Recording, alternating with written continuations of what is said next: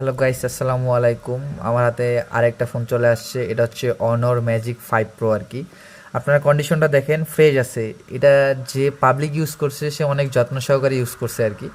আর এটা তেমন বেশি দিন ইউজ হয়নি। আমরা সবসময় বলি যে আমাদের ফোনগুলো 100% অথেন্টিক হয়। আর ফ্রেশ কন্ডিশনে ফোন নিয়ে কাজ করার চেষ্টা করি আর কি। তারপরে মাঝে মাঝে অফার প্রাইসে কিছু ফোন দেই। আর ফ্রেশ থাকলেও চার্জিং পিনের এখানে হালকা একটু স্ক্র্যাচ থাকে, এটা আমরা সবসময় উল্লেখ করি আর কি। যে দেখেন, এই যে চার্জিং পিনের এখানে সাইড দিয়ে হালকা একটু স্ক্র্যাচ আছে আর কি। একটা ফোন চার্জে দিলে তো অবশ্যই সেটাতে স্ক্র্যাচ পড়বে, নতুন ফোন হলেও স্ক্র্যাচ পড়বে আর কি।